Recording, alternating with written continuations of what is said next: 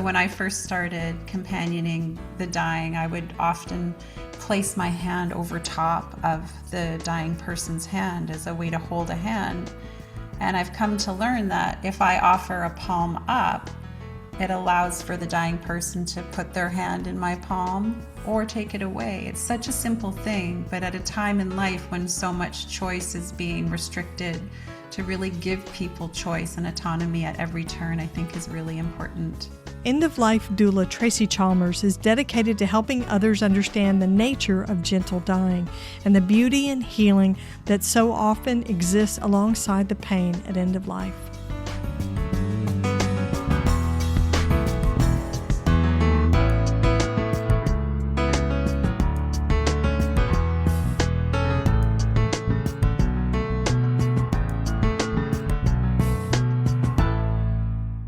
Hi, I'm Helen Bauer, and this is the Heart of Hospice podcast.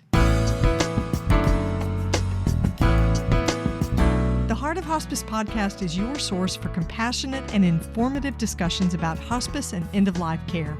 I'm a certified hospice and palliative care nurse with over 15 years of experience. Whether you're a caregiver, someone with a serious illness, or you simply need to know more about hospice care, this podcast is for you. Join me as we explore all the aspects of hospice, from the details of caregiving to the emotional and spiritual dimensions of end-of-life journeys. For more resources and to connect with me, visit theheartofhospice.com and find us on Facebook, Instagram, and LinkedIn. Keep listening for today's episode.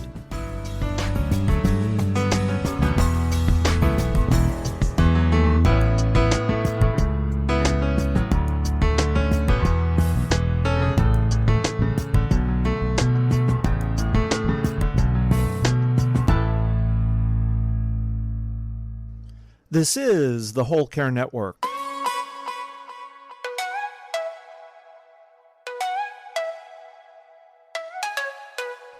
Helping you tell your story one podcast at a time. Content presented in the following podcast is for information purposes only. Views and opinions expressed in this podcast are solely those of the host and guest and may not represent the views and opinions of the Whole Care Network. Always consult with your physician for any medical advice, and always consult with your attorney for any legal advice. And thank you for listening to the Whole Care Network.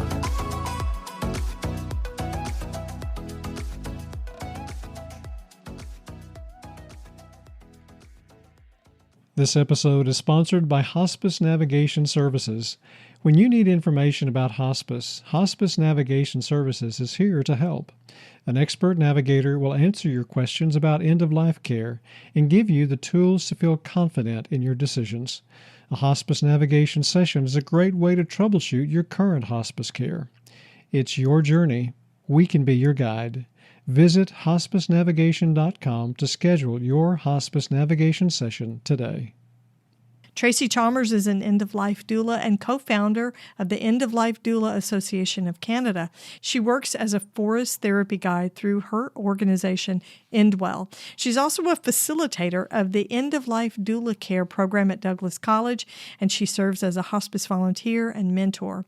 Tracy's first book, The Nature of the Journey, is a guidebook offering a nature-based approach to enhance the end-of-life journey. You can connect with Tracy Chalmers and purchase your copy of her book at endwell.ca. That's endwell.ca. You're going to hear how Tracy got her start in volunteering as a candy striper when she was a teenager. She worked in the palliative care unit. And she recalls that it was terrifying at first, but then she discovered that there was a lot of love and a lot of peace in the rooms and at the bedside of these patients. She's been a hospice volunteer for 10 years now in her hometown in Canada, and she talks about the spectrum of gifts and roles that volunteers bring to hospice volunteering. Tracy also serves as part of a vigil volunteer team at the hospice agency where she volunteers. These are volunteers that sit at the bedside and stay when an actively dying person is alone. Rituals are a big part of Tracy's work, and she talks about how important it is to use rituals that are meaningful to the patient not just for the provider or volunteer. She says she always asks permission before offering any intervention, and she tells a story to illustrate why that's important. Her book, The Nature of the Journey, is written to support caregivers and companions of the dying. In this conversation, you're really going to hear how Tracy's heart for doula work shines through. I hope you listen to the whole thing. There's a lot to learn.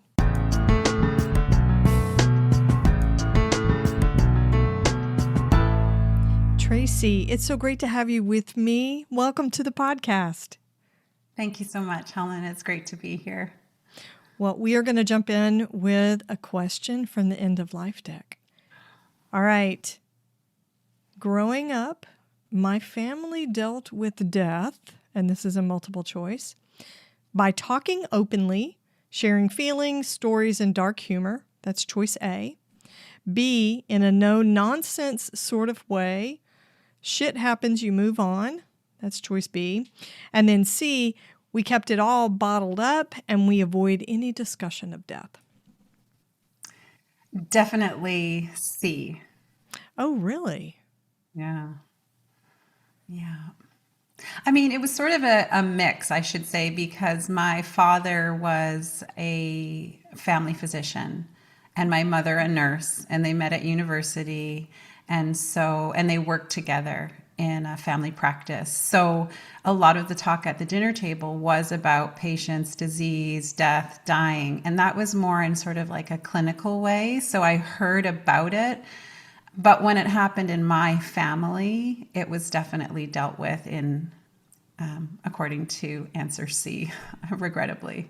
So there would be conversations, but it wouldn't spark, an offshoot that said, I wouldn't want that to happen to me. I would want that to be different when I'm dying or I get to the end of my life. It didn't trigger any conversations like that? Never. It was very much this distancing of, and yet this familiarity with.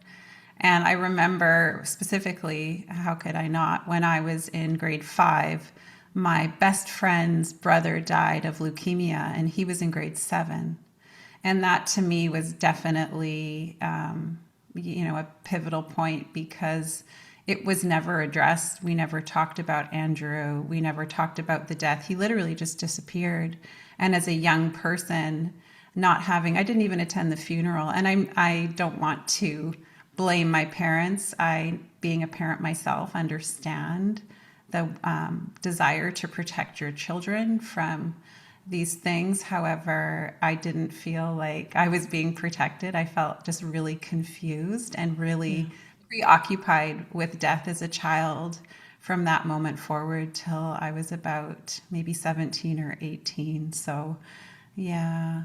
What changed when you were 17 or 18? What happened then? Well, I started candy striping. So I started volunteering at a local hospital, the hospital I was born in here on the North Shore, where both my parents worked.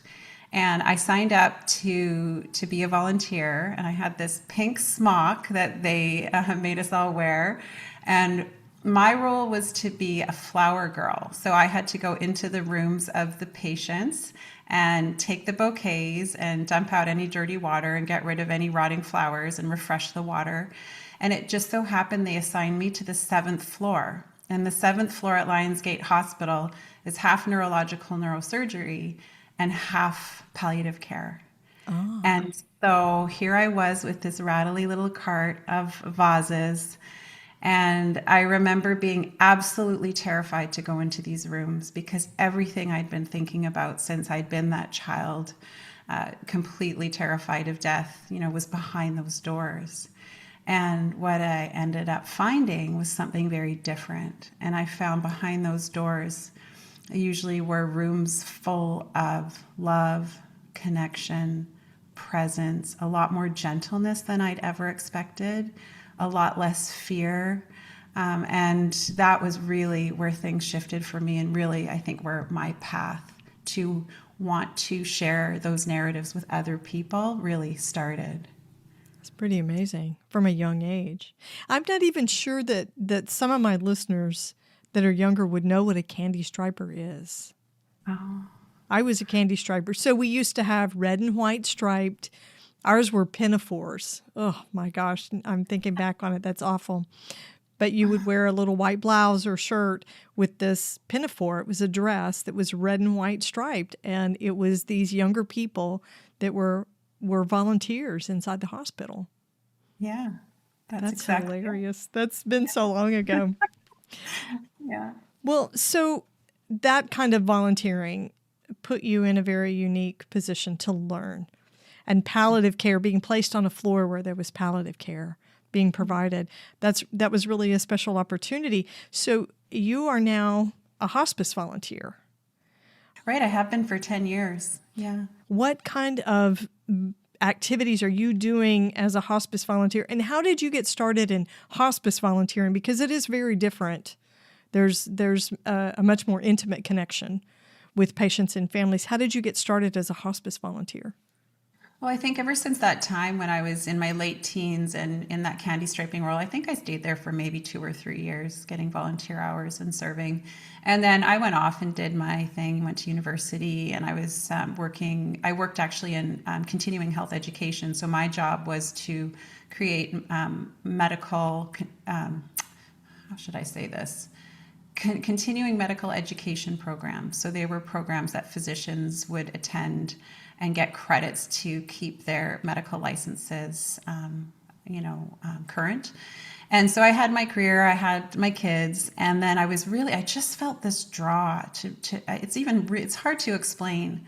I just really wanted to get back to those rooms where I could serve the dying and their people. I just was really craving it. So when my kids got a bit older and I had more time on my hands, I applied to be a hospice volunteer. This was back in 2017, I guess, or it must have been 2016 because I just got my 10-year PIN. And yeah, they put you through here. I should say here in Canada, hospices are a little bit different. So in Canada, I think it's more publicly funded than it is in the US.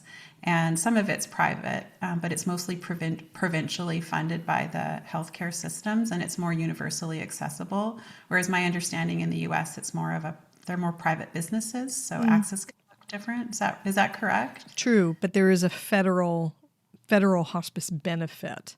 So supposedly it's available to everybody, basically free of charge if they have Medicare. Okay. But they are privately owned, for-profit and non-profit. Both. Oh, okay. So okay, similar in some ways, but sounds like the payment may be different.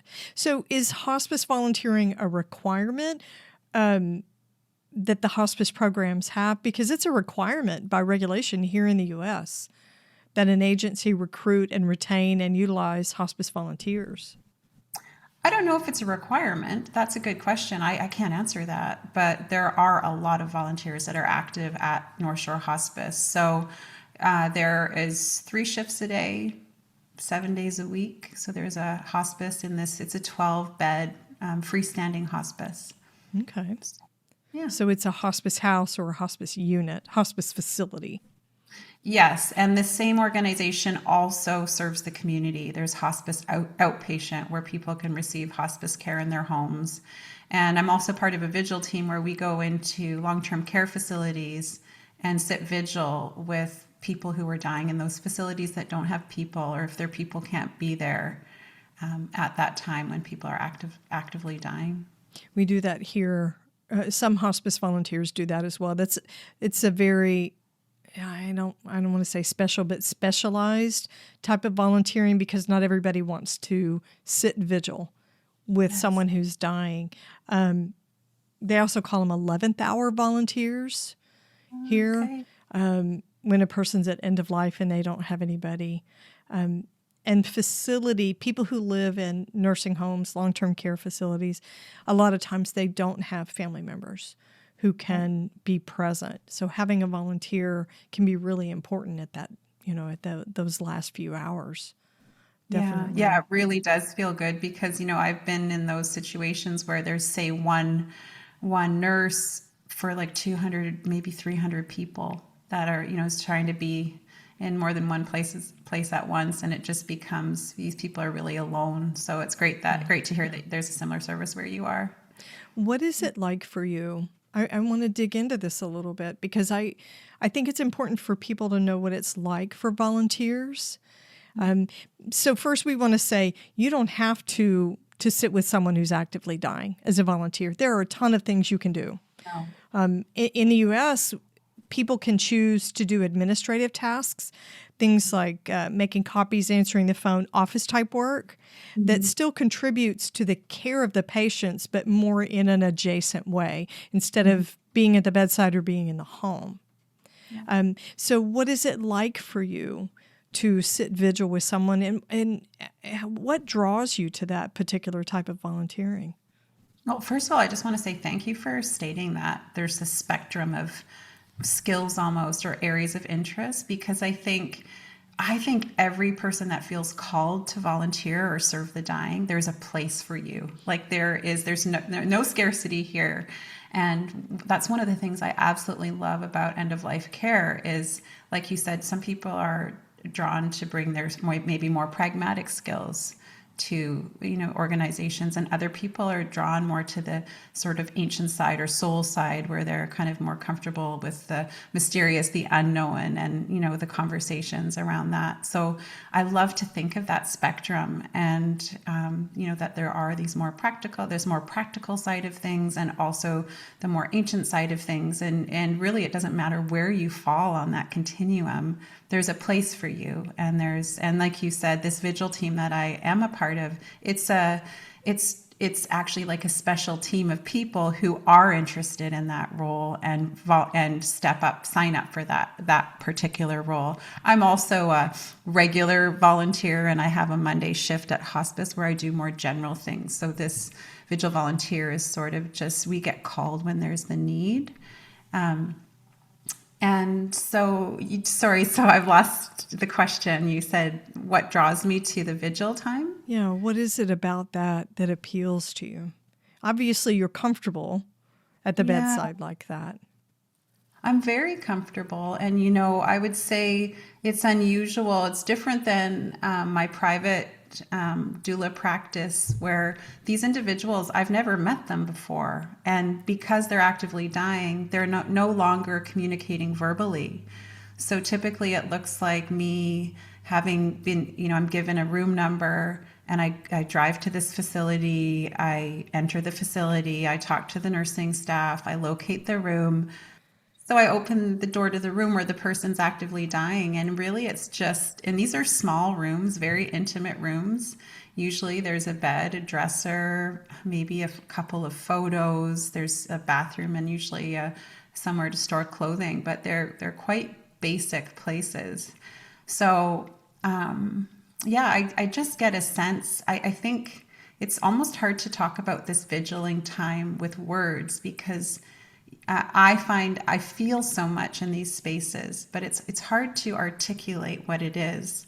I feel honored to be there, and I feel a sense of relief that there is a program like this where people don't have to be alone in such a sacred time. And I will say some people choose to be alone in their dying time, and that's maybe another conversation. But to be there, I feel a deep sense of peace usually, because in facilities like this, people have access to really good quality end-of-life care. And so pain is managed usually. I've really rarely been in situations where people seem uncomfortable. And yeah, it's just really sitting, bringing my full presence. It's almost like, I would say almost like spiritual practice in real time, where you're just really being present with another human being. You're not trying to change anything or solve for anything. It's really just, to me, it feels like such an honor to be present. It's almost like the universe is taking like a big inhale and about to take an exhale, and to just be there it's hard to put into words. I would say one thing I find really curious is the sense of time seems really different. And I've heard people talk about Chronos time, which is like clock time, calendar time, and Kairos time, which is sometimes referred to as God's time. And I would say one thing I've noticed is that what may seem like 10 minutes of time, like clock time, is like an hour. Like time has a different quality. And I used to think when I was brand new in this position, well, I'll just bring a book because I'm just going to be sitting there and the person isn't going to be talking or able to communicate. So I'll just bring a book to pass the time. But it's almost like the biggest thing is happening and you can feel it. I just was unable to read a book. It's like you just feel like you need to pay attention. It's incredibly active, and yet it doesn't seem like a lot's happening on the surface. It's very unusual. So usually it looks like just sitting there, and I say just, I don't mean to minimize that. Sitting there, bearing witness, and, talking to the person as if they can hear you, because hearing is believed to be the last sense to go. So coming in the room, introducing myself, sitting down, checking in with my voice, and just being attuned to any cues, any changes, reassuring the person that it's okay, that they're safe, that I'm there, and when I leave, to let them know I'm leaving and someone will be coming shortly, that type of thing. But I find it very peaceful, very relaxing for the most part, and yeah, just a true honor. I don't think that we've ever talked about this on the show before, so I think this is a really, really, really valuable conversation. So, do you use gentle touch? Is my one of the questions that came to mind while you were talking, but also, do you have any like rites or rituals that you do? Like, do you read things to the person, or is there anything you sing? Is there anything like that you do? I love that question. So I do a lot of personal rituals before I go. I do a lot of personal practices that I've developed over the years that really serve to attune me to my heart wisdom. I think for this role, this is something we meet heart first, not head first. So very counterculture.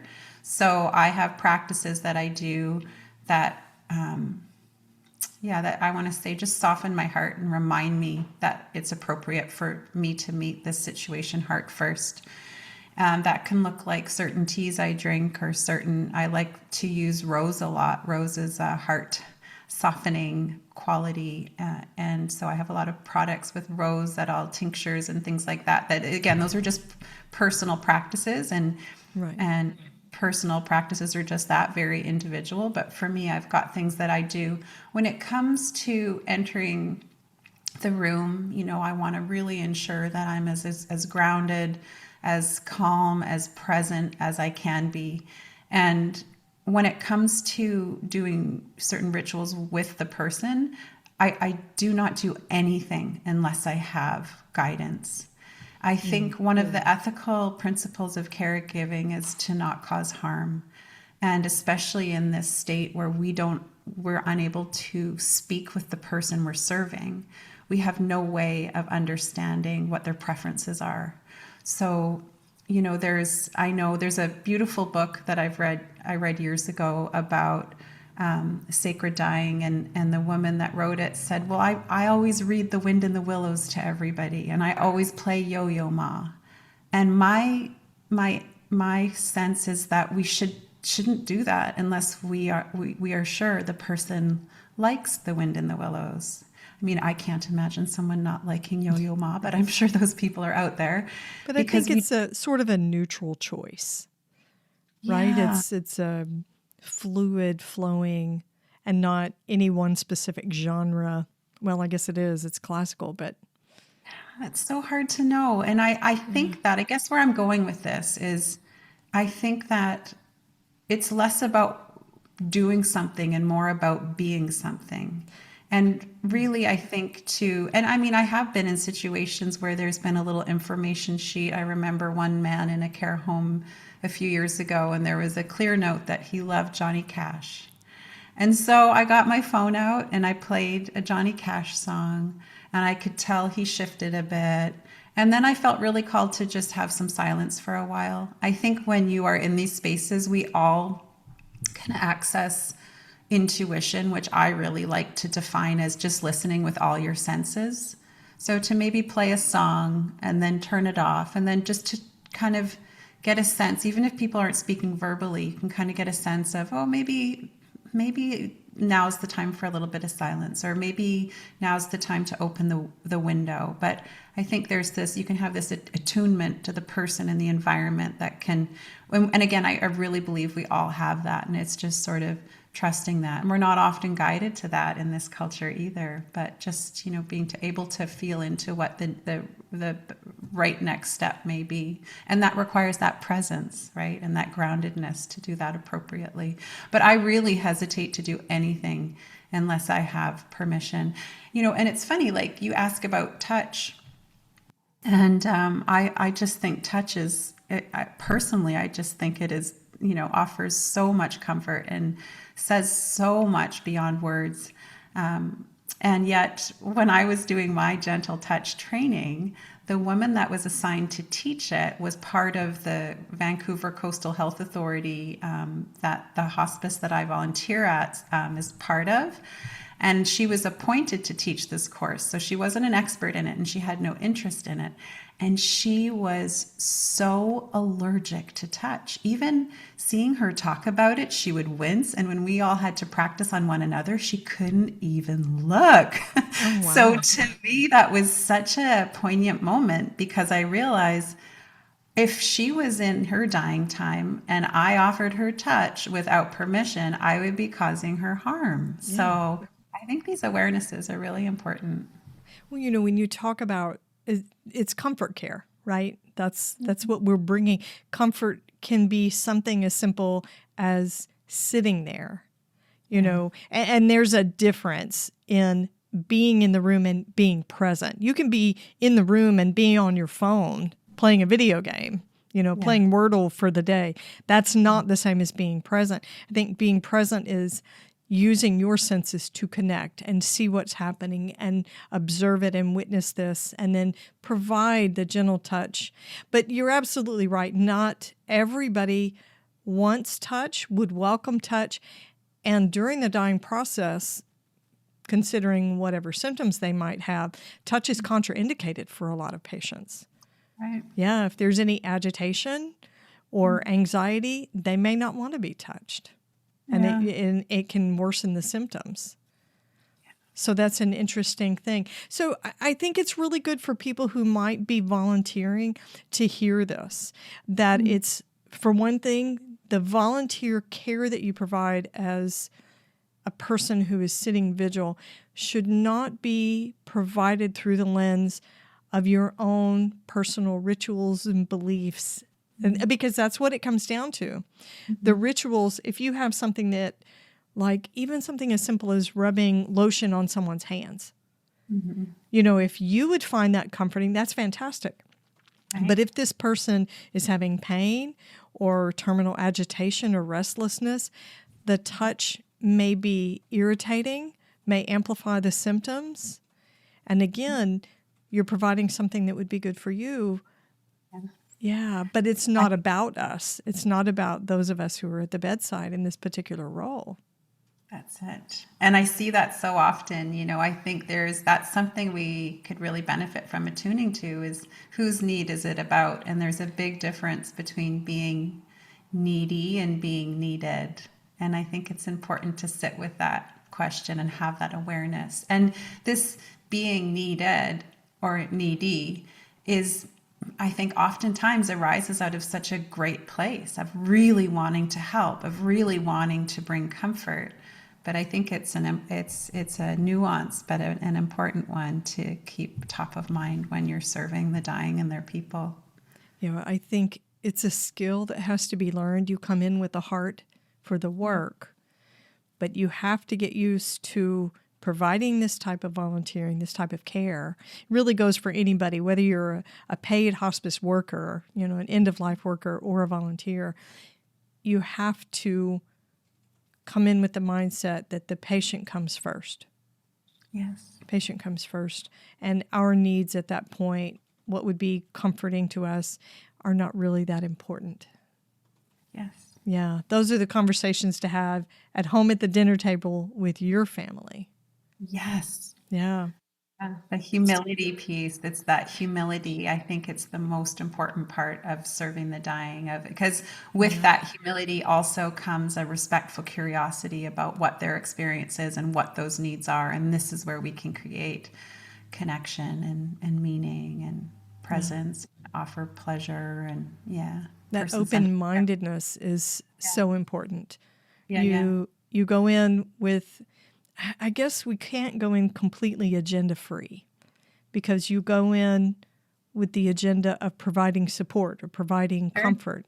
Yeah. It's just very broad and generic, and then you write it and provide it according to what the patient wants. I think what you said about looking around at the room, seeing if there are photographs. I know and when I've been in facilities where a patient has a very small living space, is there any sort of religious symbolism in the room? Is there a crucifix, or is there a Bible? Are there rosary beads? Anything like that apparently had some sort of special meaning. Yeah. I also think that talking to facility staff is really important. Talk to the people who know and really get to know patients. But in its simplest form, sitting vigil can be simply just being there. Tracy is going to share an illustration after the break that can help caregivers find hope and help. So keep listening. This episode is sponsored by Hospice Navigation Services. If you or someone you care about is dealing with a life-limiting illness, you need a guide. Hospice Navigation Services is here to help you get the best end-of-life care possible. We understand the importance of personalized, experienced support. Hospice navigators provide one-on-one support over the phone or through video calls to guide you every step of the way. They'll answer your questions, explain what hospice care looks like, and give you the tools to feel confident in your decisions. Whether you're planning ahead or you have an urgent need, Hospice Navigation Services helps you and your family understand your options for end-of-life care. A hospice navigation session is a great way to troubleshoot your current hospice care and get answers to your questions. You don't have to go through this alone. You deserve compassionate support and guidance for your end-of-life experience. Hospice Navigation Services can be your guide. To book your hospice navigation session and receive your free guide to end-of-life care, visit our website at hospicenavigation.com. It's your journey. Hospice Navigation Services can be your guide. Okay, so I want to talk about something you have defined as the 5 roots of practice for companions, because really you're companioning people when you sit vigil and when you're a hospice volunteer. So tell me about these 5 roots of practice and what they can mean for caregivers. Sure. Yeah. I just love a good framework. I think sometimes when we talk about end-of-life care, it can seem just overwhelming. Where do I get a foothold? Where do I start? And so I distilled down what I believe to be 5 roots of practice. And I believe it's a really supportive framework for people that want to serve the dying and their people. And it's really quite simple. And I think if people honor these roots, they will take the next right appropriate action. It's sort of a way to just keep people, in that place, really what we were just speaking of. So the first one is to show up grounded and heart-centered. And so again, this looks like different practices depending on who the person is. Maybe it's being in nature, maybe it's meditation, maybe it's having a favorite, stone or something to put in your pocket. Maybe it's, it could be as practical as eating breakfast that has protein in it, because protein, regulates your blood sugar and allows you to be more grounded. So I think it's inviting people to start considering or to continue with personal practices that allow people to feel grounded, so kind of wide and deep and steady, and heart-centered. So then that tenderness piece. And for some people, that might be like putting a hand on the heart or having different practices that really orient people to this heart wisdom, which is a different way of being. So again, meeting the dying and their people with our heart first. It's not to say our head's not part of the equation, but this heart first, heart-centered. So that's the first root of practice, is to show up grounded and heart-centered. The second route that I have thought about is to follow the lead of the dying. So the dying is always the most important person. They can say and do no wrong. They are the center. And so following their lead is having that humility that we just spoke of, and that curiosity, that respectful curiosity about how they are in that moment, because things change so quickly on the end of life journey, and people don't even they have no idea of what they're going to need tomorrow because they've never been on this journey before, and it's so off trail. So to really show up each time curious, wonder with people what their needs are in that moment, and take their lead, so that, like you talked about, not having that agenda. The third is to honor autonomy. So again, on the end of life journey, so much is taken without permission, and people have such a lack of control. And so to give people that control at every turn. And this can look like the simplest thing I've learned over the years. Even how we hold a hand can honor autonomy. So when I first started companioning the dying, I would often place my hand over top of the dying person's hand as a way to hold a hand. And I've come to learn that if I offer a palm up, it allows for the dying person to put their hand in my palm or take it away. It's such a simple thing, but at a time in life when so much choice is being restricted, to really give people choice and autonomy at every turn, I think is really important. Another route of practice is to empower the friends and family, so the people closest to the dying. So it shouldn't be me as a volunteer or a doula or whoever to come in and, be holding the hand for the last breath. That's not appropriate. It's like, how can we model care? How can we encourage connection so that the friends and family can feel empowered to be the ones that are, providing care and comfort? And then the last is to lean out for support. And I really love Susan Silk's ring theory. She's a woman who is a psychologist who wrote an article, I think it was back in 2012, and it was published in the LA Times. And she talks about the ring theory, and it can be applied to any crisis. And it's like, imagine if you throw a pebble in water and you have all these concentric rings radiating out. Well, the person in crisis, in this case, I guess it would be the person who's dying, would be the center. And basically, the theory states that you should always support inward and always lean out on rings bigger than yours. So if you think of the dying person, they're leaning out. It's their time to just be supported by everybody. If you think of caregivers that are offering day-to-day care, family and friends, they'd be that first ring. So they're supporting in to the dying person, and they are being asked to lean out for support, really honoring that dying is a social event with a medical component, not the other way around. Mm-hmm. So I love this idea of leaning out for support. And it really, I think, it invites people to not only consider, caregiving, which, but also how to be cared for. So that is the fifth route of practice. Beautiful. That last one is really hard. It's really hard. Yeah. Yeah, and I think it takes some intention. So I love it that you teach that. Yeah. And that's one of the things that you try to show caregivers how to utilize.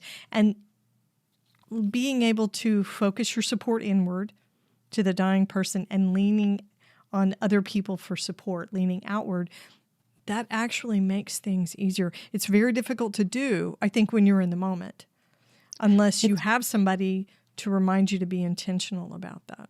I think it can be challenging. It's very challenging, and I think we have to look at bigger societal narratives. We live with this myth of resilience that we need to pull ourselves up by our own bootstraps. And, it's a very different thing to say, actually, no.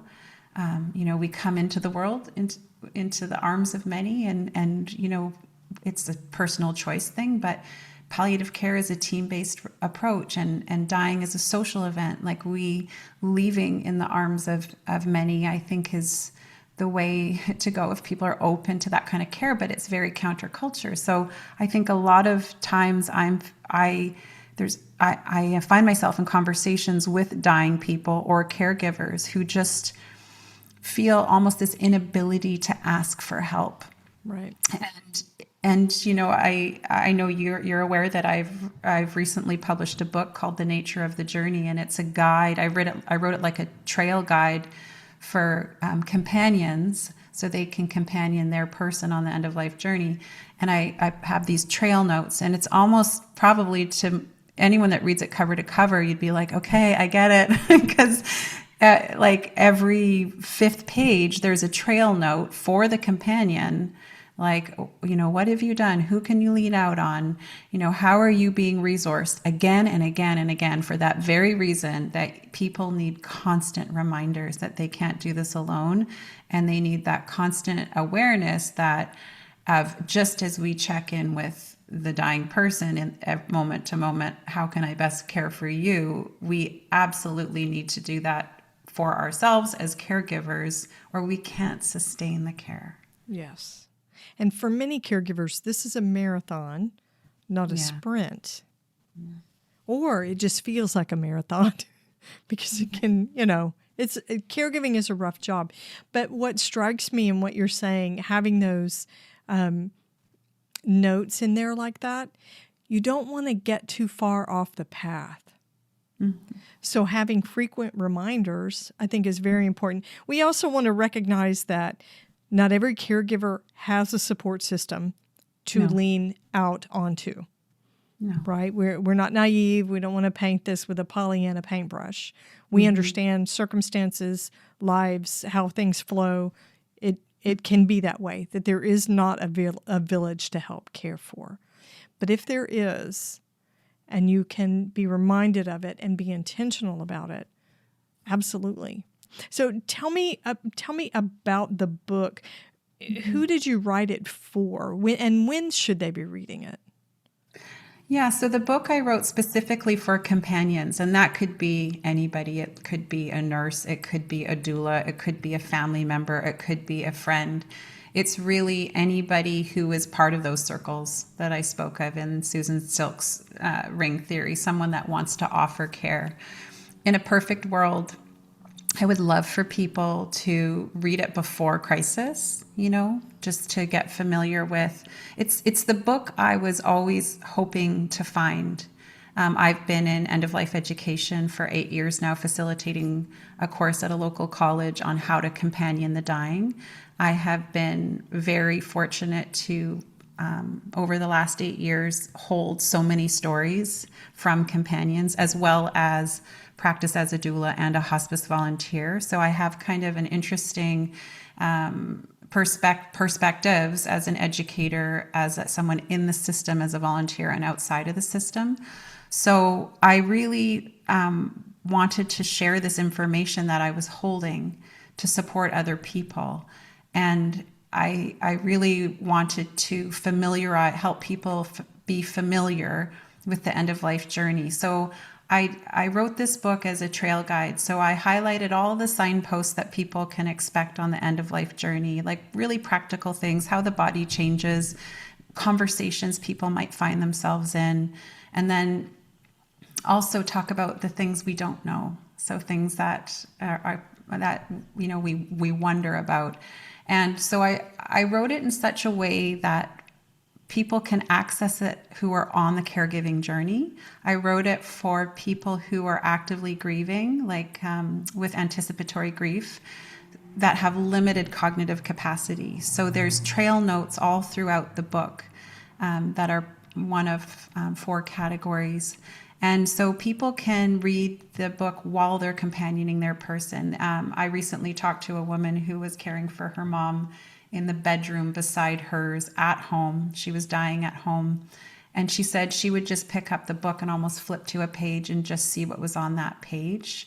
So I love that it can be taken in just in pieces like that, or read cover to cover. But it's really a practical guide. I find there's so many books out there on death, and beautiful books, and I probably read most of them. But what I was really looking for was, so what does this mean to me now in this moment as a caregiver? How can I have that conversation? How can I offer my person care? How can I create connection? So it's very applied. Yeah, practical application, which is what they need. They're looking for tools. And I love the idea that they could just pick it up and pick up one nugget and read it right then. Because caregivers, their time is so consumed with everything going on. They don't have time to read War and Peace. They're not looking to read some epic novel. They need to pick up something and get something out of it that they can use at that moment. I think that's amazing. Where can listeners connect with you and find the book, The Nature of the Journey?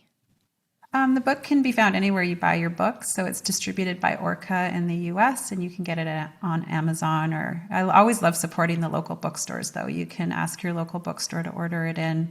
It's also available as an ebook.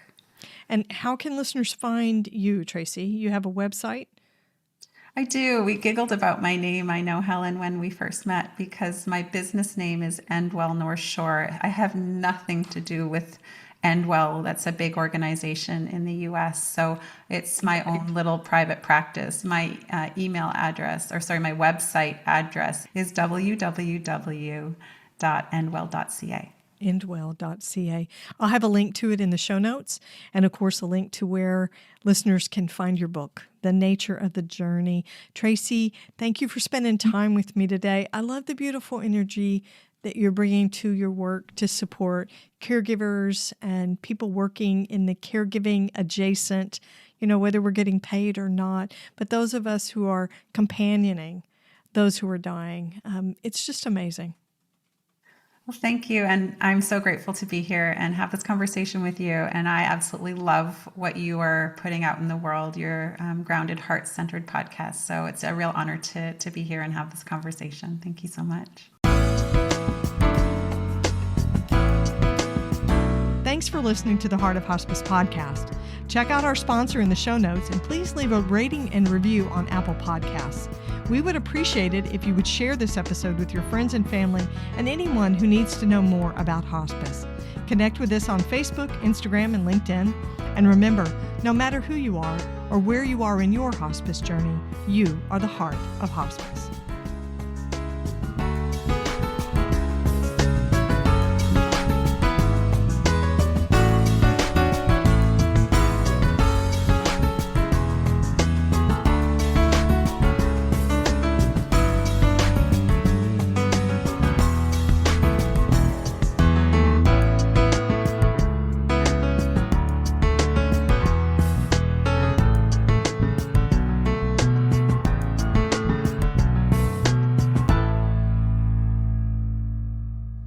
This is the Whole Care Network.